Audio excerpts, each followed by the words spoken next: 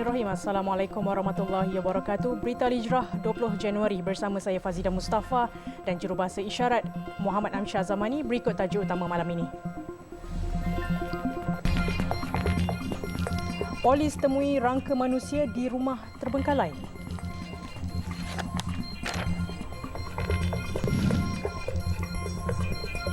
Kadar minimum deposit pendaftaran haji mungkin akan dinaikkan.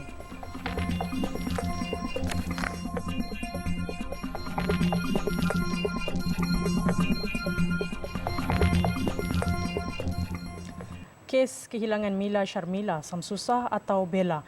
Selepas lebih sebulan dilaporkan hilang, polis menemui rangka tidak sempurna di sebuah rumah sewa terbengkalai di Kampung Batu Tujuh dekat Tongkar Pecah, Batu Pahat.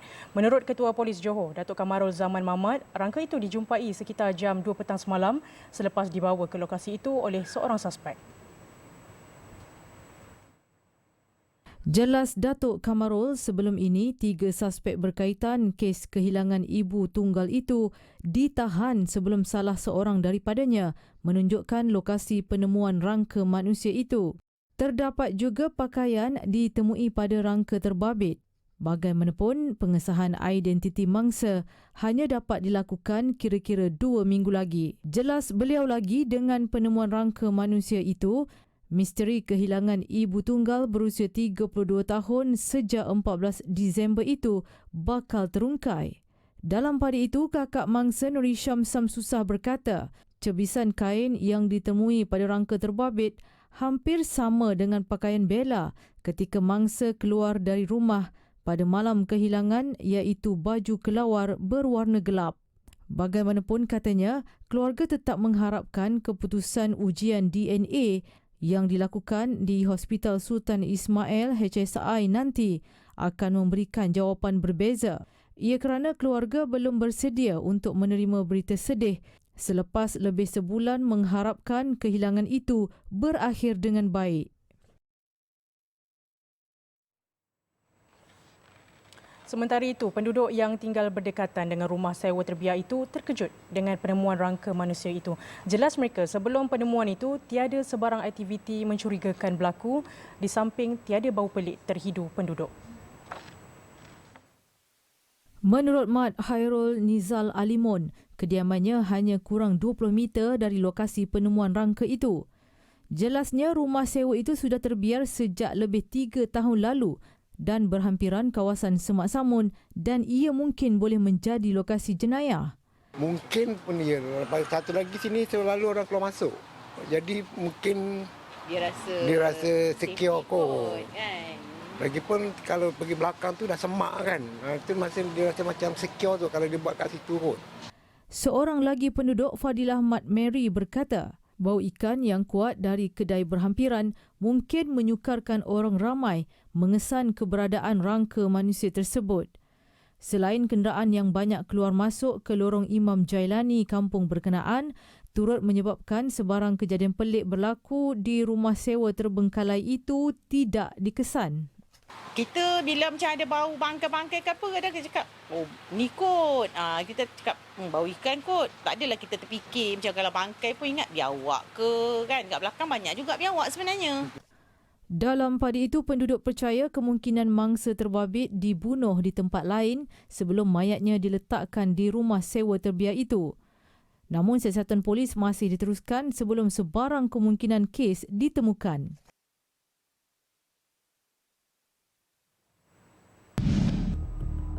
Pada 14 Disember 2023, ibu tunggal 2 anak itu gagal dihubungi selepas hilang keluar rumah menaiki kereta teman lelakinya pada jam 11.50 malam dengan hanya memakai baju kelawar berwarna biru gelap untuk mencuci pakaian di kedai Dobi. 15 Disember 2023, kakak Bella membuat panggilan melalui WhatsApp tetapi gagal. Kakaknya kemudian mendapat tahu Bella ditinggalkan di tepi jalan selepas bergaduh dengan teman lelakinya. 16 Disember 2023, laporan polis pertama berhubung kehilangan Bella dibuat di IPD Batu Pahat. Polis kemudian mula membuat hebahan mengenai kehilangan Bella di media sosial. 18 Disember 2023, Laporan polis kedua mengenai kehilangan Bella dibuat oleh ahli keluarganya di IPD Batu Pahat. 23 Disember 2023, polis memanggil 5 individu untuk membantu siasatan dengan kes masih diklasifikasikan sebagai orang hilang. Polis juga merekodkan keterangan daripada teman lelaki Bella sebanyak 2 kali. 10 Januari 2024, Ketua Polis Johor Datuk Kamaruzaman Mamat mengesahkan 2 lagi individu ditahan bagi membantu kes kehilangan Bella. 19 Januari 2024, Ketua Polis Johor mengadakan sidang media mengenai penemuan rangka manusia tidak sempurna di sebuah rumah sewa terbiar di Kampung Batu 7, Tongkang Pecah.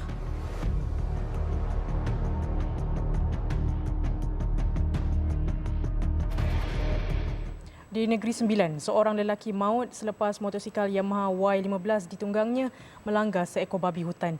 Kemalangan berlaku di kilometer 7.3 berhampiran Kampung Rokan, Tampin. Pemangku Ketua Polis Daerah Tampin, Deputi Superintendent Amiruddin Sariman berkata, dalam kejadian kira-kira jam 7.30 pagi itu, mangsa A. Pratip, 20 tahun, dikatakan dalam perjalanan ke tempat kerja di IOI Gemenceh.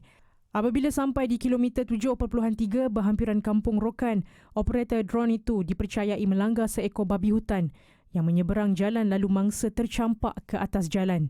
Akibat kemalangan itu, mangsa mengalami kecederaan parah di bahagian kepala dan meninggal dunia di tempat kejadian.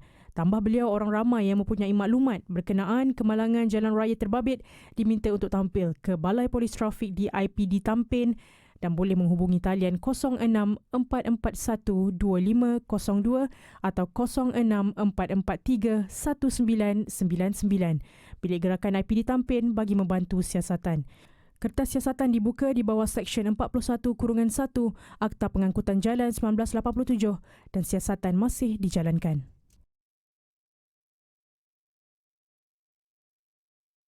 Kementerian Kerja Raya KKR meluluskan permohonan sebanyak 113 juta ringgit bagi peruntukan membaik pulih jalan raya rosak akibat monsun Timur Laut MTL di negeri Semenanjung.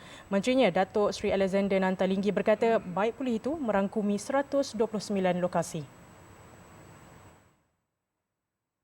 Ini untuk apa? Yang akibat monsun Timur Laut ini. Di Johor ni 30.17 juta ya di Johor. Kalau kita banding di Kelantan 34 juta lah. Di Pahang mungkin 28.3 juta dan Terengganu 11.3 juta. Peruntukan itu juga membabitkan 48 curug runtuh bernilai 55.4 juta ringgit dan 81 jalan raya rosak bernilai 57.6 juta ringgit. Beliau berkata demikian pada sidang media selepas lawatan kerja di cerun runtuh FT003 Jalan Johor Baru Endau Pulada di Kota Tinggi Johor. Jelas nantah, KKR akan memulakan kerja baik pulih di lokasi terbabit sebaik keadaan cuaca lebih baik. Ia bagi memastikan kerja yang dilakukan lebih lancar. Dalam pada itu, Nantah memaklumkan 4 lokasi jalan di Jalan Kota Tinggi Mersing akan dinaik taraf dengan kos berjumlah 120 juta ringgit.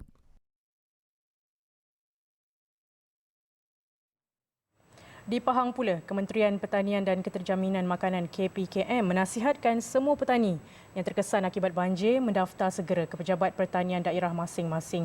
Ia bagi memudahkan pengagihan bantuan dilakukan. Timbalan Menterinya, Dato' Arthur Joseph Kurup berkata selepas pendaftaran dibuat, pihak Jabatan Pertanian akan mengumpul semua data berkenaan bagi tujuan penilaian di peringkat jawatan kuasa berkaitan. Kita akan sentiasa usahakan secepat mungkin untuk kejar ruang setiap tahun itu untuk mula mencucuk tanam dan menuai sebelum musim banjir datang lagi pada hujung tahun ini. Beliau berkata demikian ketika ditemui media selepas program Walkabout Sentuhan Agromadani peringkat Parlimen Paya Besar di Kampung Sungai Atong dekat Kuantan. Dato' Arthur berkata sejak musim tengkujuh melanda negara pada November lalu, seramai 2,095 petani dilaporkan terjejas membabitkan kawasan seluas 4,701 hektar.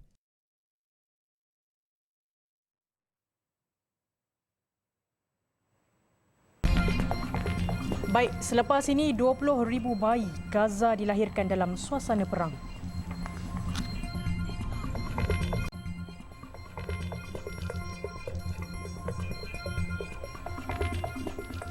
Alhamdulillah bertemu kembali.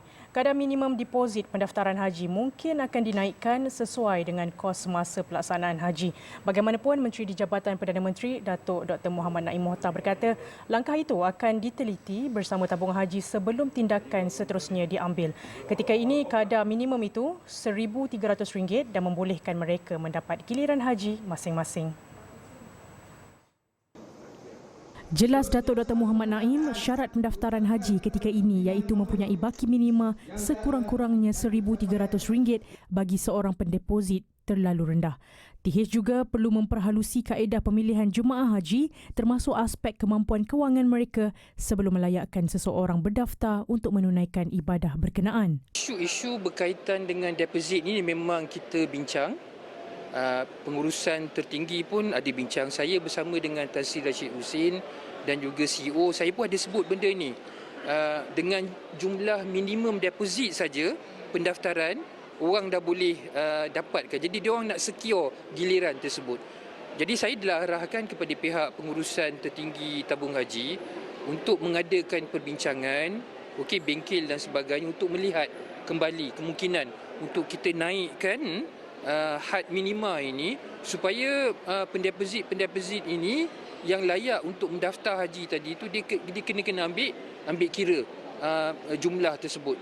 Beliau ditemui media pada Majlis Convocation ke-16 Kolej Profesional Baitul Mal Kuala Lumpur KPBKL di Pusat Kebudayaan dan Kesenian Sultan Salahuddin Abdul Aziz Shah, Universiti Putra Malaysia, Selangor. Semalam TH memaklumkan kos haji bagi seorang bakal haji muassasah bagi musim haji 1445 Hijrah meningkat 8% kepada RM33,300 berbanding RM30,850 pada tahun sebelumnya. Kadar bayaran haji bagi kumpulan B40 kali pertama menunaikan ibadah itu ditetapkan pada kadar RM12,356, manakala kumpulan M40 sebanyak RM19,152. Bagi jemaah T20, mereka perlu membuat bayaran penuh.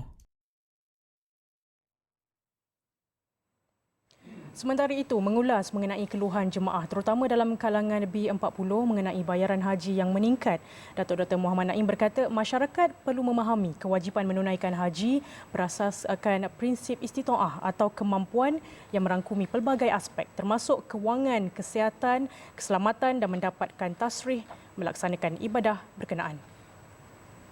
Ada juga yang tak mampu walaupun kerajaan dah kita tabung haji dah tambah bagi bantuan kewangan haji dalam 63%, masih lagi tidak mampu. Jadi dan tidak ada bantuan lain daripada anak-anak dan juga saudara. Jadi mereka ni akan tulis kepada tabung haji, buat rayuan untuk tangguhkan. Yang tu kita terima. So dia tak pergi pada tahun ini, dan dia pergi pada tahun depan ataupun tahun sehinggalah dia mampu. Maknanya hak giliran dia tu tidak hilang. Dia masih sebab pendaftaran dia adalah pada tahun, kelayakan dia tu adalah pada tahun 2024. Akademi Qura kembali bersiaran untuk musim kedua bermula malam ini. Selepas kejayaan meraih 4.4 juta tontonan pada musim pertama siarannya di TV Al-Hijrah, program memartabatkan Al-Quran dan seni suara Tarannum itu menampilkan 12 tilmiz dan tilmizah yang akan dibimbing 3 tenaga pengajar untuk merebut gelaran juara. Bagi merasai kemeriahan episod pembukaan malam ini, kita bersama wartawan Zatil Husna Zaharulai di pentas utama Akademi Qura. Silakan Husna. Bismillahirrahmanirrahim. والضحى والليل إذا سجى ما ودعك ربك وما قلى. Sadaqallahul Azim. Baik para penonton, berdirinya saya di sini bukan sebagai peserta Akademi Qura tetapi hanyalah sebagai wartawan berita Al-Hijrah. Kalau anda nak menonton lebih lagi, nantikan pada jam 9 malam ini kita akan ada tirai pembukaan Akademi Qura musim yang kedua. Bagi para penonton TV Al-Hijrah yang sudah biasa dengan format Akademi Qura, pasti anda tahu yang ini adalah atas permintaan dan sokongan anda dan hadirlah Akademi Qura musim yang kedua. Jadi bukanlah pertandingan jika tiada juri. Jadi bersama saya pada malam ini kita bersama dengan juri tetap Akademi Qura musim kedua, Ustazah Sharifah Hasif. Terima kasih kerana bersama Berita Al-Hijrah. Baik Ustazah, memasuki musim kedua Akademi Qura ini mungkin ada kelainan dan keunikan berbanding dengan musim sebelumnya. Silakan Ustazah. Ya, Alhamdulillah sudah pastinya Akademi Qura 2024 di Husna menjanjikan sesuatu yang sangat luar biasa. Nak tahu, kena tengok Akademi Qura daripada awal hingga akhir rancangan.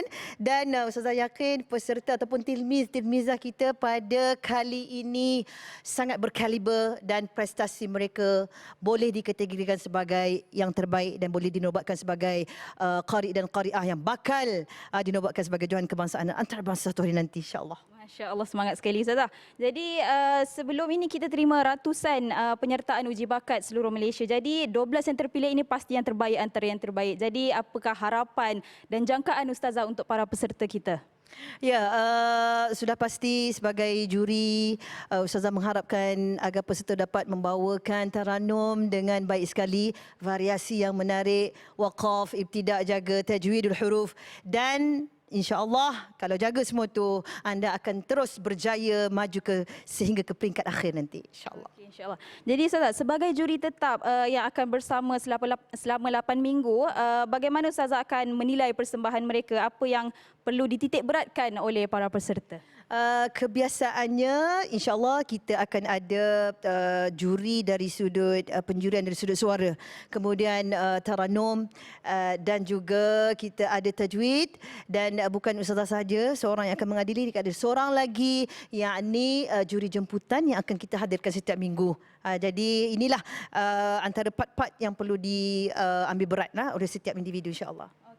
Jadi Ustazah, secara ringkas, kenapa penonton perlu dan wajib menonton Akademi Qura musim kali ini? Cantik, cerdik, terdidik. Yang pastinya cantik dengan alun-alun Quran, cerdik dari sudut penampilan dan bagaimana pengolahan bacaan mereka dan terdidik dari sudut duniawi dan ukhrawi, insya-Allah. InsyaAllah. Terima kasih Ustazah Sharifah Hasif. Itu dia juri tetap kita untuk Akademi Qura musim kedua. Jadi para penonton, juri kita dah kenal. Tinggal lagi kita nantikan 12 qari dan qari'ah berbakat yang terdiri dari pelbagai latar belakang dan profesion. Jadi jangan tukar siaran anda, kekal dengan TV Al-Hijrah kerana kita akan bersiaran setiap hari Sabtu jam 9 malam. Yang akan bermula pada malam ini. Jadi setakat itu dahulu laporan saya untuk malam ini. Kembali kepada rakan setugas, silakan Fazidah. Baik, terima kasih Husna atas laporan itu tadi dan kita ke laporan seterusnya.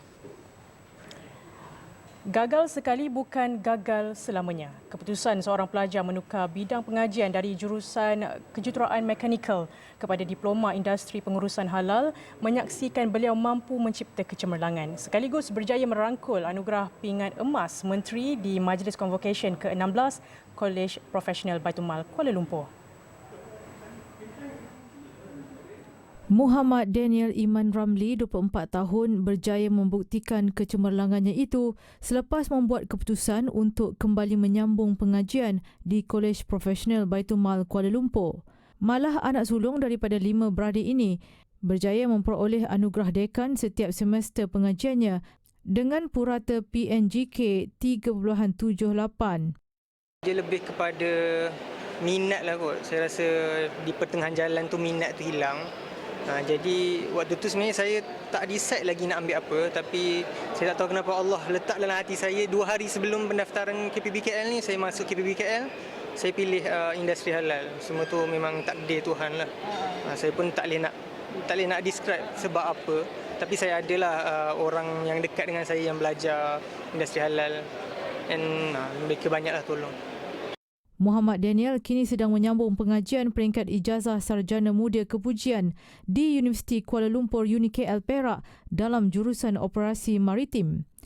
Selain anugerah pingat emas Menteri, anugerah lain yang diberikan ialah anugerah pengurusi Mawib, 10 anugerah pengurusi KPB KL, 2 anugerah lembaga pengarah. Para graduan cemerlang ini turut mendapat pengiktirafan melalui tajaan daripada Tan Sri Jamaluddin Ibrahim, Pusat Penguntan Zakat PPZ Mawib, Yayasan Prihatin Nasional, Ikhlas.com Travel Sendirian Berhad, Mawib Dagang Sendirian Berhad dan Wow Media Sendirian Berhad. Alhamdulillah, tak expect pun untuk dapat anugerah ni dan dapat award sedemikian. So Alhamdulillah lah, sangat happy, sangat bersyukur lah. So sangat worth it lah untuk belajar dekat KKBKL dan mendapat award ni. Nur Atirah yang memperoleh CGPA 3.85 turut mendapat tajaan umrah selama 9 hari dari alikhlastravel.com Sendirian Berhad. Terdahulu, seramai 1,448 graduan menerima skor diploma dan sijil profesional dalam pelbagai bidang pengkhususan pada Convocation KPBKL yang disempurnakan Menteri di Jabatan Perdana Menteri Datuk Dr. Muhammad Naim Mukhtar.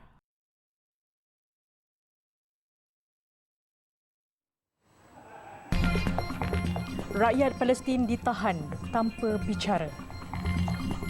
10,000 bayi di Gaza dilahirkan dalam keadaan yang mengerikan sepanjang tempoh lebih 100 hari genosid Israel. Masalah fasiliti kesihatan akibat serangan Israel menyebabkan ada ibu yang meninggal dunia akibat pendarahan ketika bersalin. Selain terdapat banyak kes pembedahan kecemasan untuk melahirkan bayi dari ibu mereka yang telah maut. Pertubuhan Bangsa-Bangsa Bersatu PBB berkata bayi yang baru lahir sepatutnya diraikan. Namun dengan keadaan Gaza ketika ini, mereka ibarat dihantar ke neraka dunia. Bayi bukan sahaja menderita akibat kekurangan bekalan perubatan, malah ada yang terus kehilangan ibu tercinta. Jurucakap Tabung Kecemasan Kanak-kanak PBB, UNICEF, Tess Ingram, berkata masyarakat dunia tidak sepatutnya tidur lena dengan penderitaan bayi dan penduduk di Gaza. The situation of pregnant women and newborns in the Gaza Strip is beyond belief and it demands intensified and immediate actions. The already precarious situation of infant and maternal mortality has worsened as the healthcare system collapses. Mothers face unimaginable challenges in accessing adequate medical care, nutrition and protection before, during and after birth. Ingram baru-baru ini berpeluang menyaksikan sendiri penderitaan bayi dan ibu hamil di Gaza.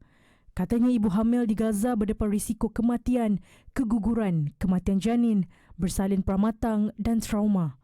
Kesesakan hospital juga menyebabkan ibu hamil terpaksa dikeluarkan selepas 3 jam bagi membolehkan hospital menerima pesakit lain. Tegasnya, genosid Israel perlu ditamatkan dan ibu serta bayi baru lahir amat memerlukan gencatan senjata kemanusiaan. Rakyat Palestin yang ditahan Israel tanpa bicara dan diletakkan di lokasi yang tidak diketahui dipercayai telah mengalami penganiayaan fizikal. Menurut salah seorang mangsa, mereka dipaksa melutut sepanjang hari dengan hanya berseluar dalam ketika cuaca sejuk.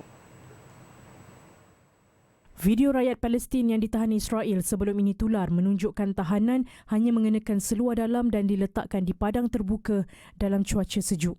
Ada tahanan yang turut ditutup mata.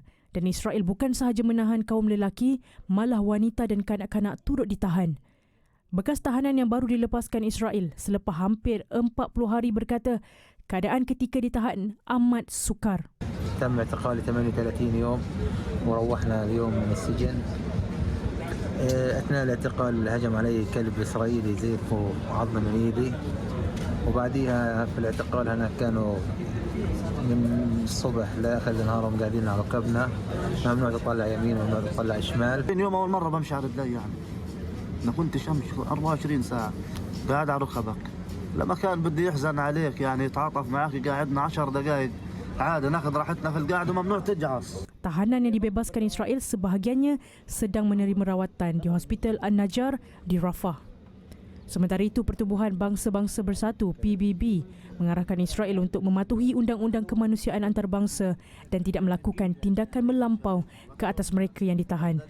Israel juga tiada hak menahan mana-mana pihak tanpa alasan dan mereka perlu dibebaskan jika tiada sebarang pertuduhan oleh mahkamah.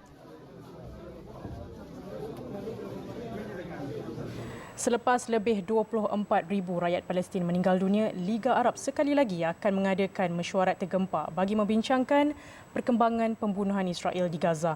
Sesi luar biasa itu dijadual berlangsung di Kahirah, Mesir pada Isnin depan. Permintaan mesyuarat tergempar peringkat perwakilan itu dibuat oleh Palestin dan disokong kebanyakan negara Arab.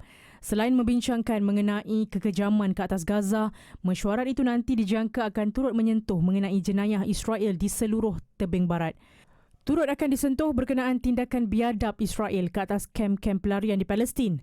Palestin berharap mesyuarat itu nanti akan menghasilkan tindakan politik, undang-undang, diplomatik dan ekonomi dalam menghadapi jenayah Israel. Selain membunuh rakyat Palestin, serangan Israel sejak lebih 3 bulan lalu di Gaza telah menyebabkan lebih 62,000 orang cedera dan 85% penduduk hilang tempat tinggal. Sekian berita Al-Hijrah, saya Fazida Mustafa dan jurubahasa isyarat Muhammad Amsyah Zamani. Dan jangan lupa, sebentar lagi jam 9 malam, Akademi Qura musim kedua membuka tirainya. Program realiti pencarian bakat qari dan qariah muda itu akan menampilkan 12 peserta dengan diadili juri berpengalaman dalam bidang taranum Al-Quran. Satukan ummah dengan ilmu bagi memperkasa Malaysia Madani. Assalamualaikum warahmatullahi wabarakatuh dan selamat malam.